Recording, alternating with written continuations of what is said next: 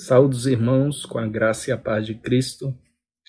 Mais um guia Tempo com Deus, com os devocionais Encontros com Deus Vivo. E hoje eu quero falar sobre a vida de Jairo.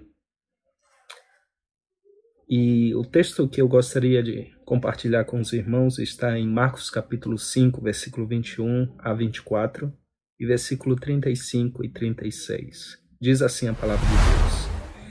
E passando Jesus outra vez num barco para o outro lado, ajuntou-se a ele uma grande multidão, e eles estavam junto do mar. E eis que chegou um dos principais da sinagoga, por nome Jairo, e vendo-o, prostrou-se aos seus pés. E rogava-lhe muito, dizendo: Minha filha está à morte. Rogo-te que venhas e lhe imponha as mãos, para que sare e viva. E foi com ele, e seguia-o uma grande multidão que o apertava. Versículo 35. Estando ele ainda falando, chegaram alguns dos principais da sinagoga, a quem disseram: A tua filha está morta. Para que enfadas mais o mestre? E Jesus, tendo ouvido estas palavras, disse ao principal da sinagoga: Não temas, crê somente. Quando nós pensamos na vida desse personagem Jairo, Jairo foi um homem que, creio, sempre procurou andar em retidão no seu caminho, mas algo inesperado, algo repentino aconteceu na vida de Jairo. Quero recordar aos irmãos que Jairo era líder da sinagoga. Isso talvez não tenha muito significado para nós, mas nos dias de Cristo, o líder da sinagoga era o homem mais importante da comunidade. A sinagoga em si era o centro da religião, da educação, da direção e atividade social. O líder da sinagoga era o líder religioso maior da época. O professor de maior rango, o prefeito, o cidadão de maior nome. Tudo isso em um só homem. E esse homem era Jairo. Jairo tinha tudo, irmãos, e talvez queria mais. Mas nesse momento, creio que Jairo daria todos os seus benefícios e privilégios por uma só segurança. E essa segurança é que a sua filha vivesse. A vida desse homem, o encontro com o Senhor mudou de uma maneira repentina a vida de Jairo e da sua família. E eu quero, nesse devocional, falar sobre algumas atitudes importantes que me chamam a atenção e que nos ensinam grandes lições para as nossas vidas em seu encontro, no caso, o encontro de Jairo com o Senhor. Em primeiro lugar, irmãos, nós aprendemos aqui no versículo 22, que Jairo se prostra aos pés de Cristo e roga a ele. A palavra de Deus nos diz: eis que chegou um dos principais da sinagoga, por nome Jairo, e vendo-o, prostrou-se aos seus pés. Um homem de grande reputação, um grande líder da sinagoga, com status, poder, autoridade. Mas Jairo, nesse momento, ele demonstra humildade. Ele demonstra realmente ser um homem humilde. E na condição em que se encontrava a sua filha, ele sabia, ele busca resposta para poder ajudar a sua filha naquele momento tão difícil. E Jairo talvez ouviu falar sobre Jesus, conhecia Jesus, talvez viu fazendo algum milagre.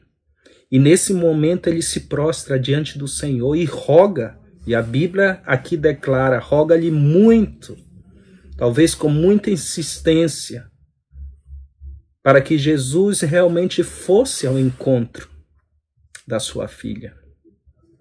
Ele reconhece também o poder e a autoridade de Jesus, porque aqui ele diz: minha filha está morrendo, ou está à beira da morte.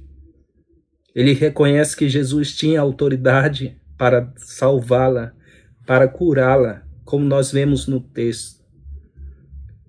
E ele sabia que Jesus, somente impondo as mãos, poderia sarar e sua filha poderia viver. A atitude de Jairo, irmãos, demonstra não só um homem humilde, mas um homem que reconhece o poder e a autoridade de Jesus.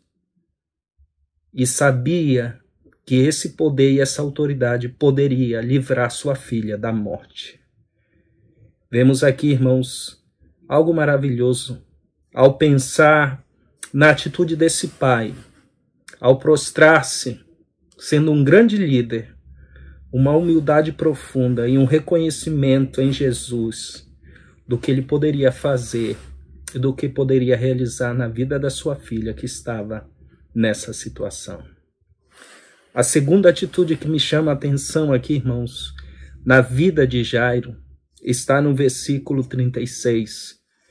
Quando Jesus, tendo ouvido estas palavras, disse ao principal da sinagoga: não temas, crê somente. Quando aqueles homens chegaram e disseram: Jairo, não enfades mais o mestre, a tua filha está morta. E Jesus realmente ali diz a Jairo: não temas, crê somente. A atitude de Jairo é que ele creu nas palavras de Jesus. Ele creu no Senhor. Ele sabia que Jesus poderia fazer aquele milagre, aquela obra de trazer de volta a vida à sua filha. Irmãos, existem tantas lições preciosas para as nossas vidas. E uma das coisas que eu quero deixar para nós, realmente cremos nas palavras de Jesus. Confiamos realmente no que ele nos diz. O que realmente está revelado na sua palavra. Jesus diz a Jairo: não temas, não duvide, não tenha medo, confia. E aí Jesus diz que ele deveria somente crer. Isso é algo maravilhoso, irmãos. É isso que devemos fazer em nossas vidas. Crer. De todo o nosso coração, de toda a nossa alma, de todo o nosso entendimento nas palavras de Cristo. Necessitamos ignorar, às vezes, as vozes externas desse mundo. Necessitamos ignorar a multidão, as pessoas que estavam dizendo a ele: olha, Jairo, não enfadas mais o mestre. Temos que crer. Temos que crer nas palavras de Jesus que diz: tenha fé, crê em mim. Jairo optou pela fé. Jairo optou por crer em Jesus. Jairo optou por confiar nas palavras do mestre. Jairo optou por realmente esperar e ver o que o Senhor ia fazer. E é isso que nós precisamos fazer. Necessitamos, irmãos, aprender a crer nas palavras de Jesus. E a última coisa, a última atitude de Jairo é que ele vê o milagre que Jesus realiza na vida da sua filha. Ela tinha 12 anos. Imagina um pai.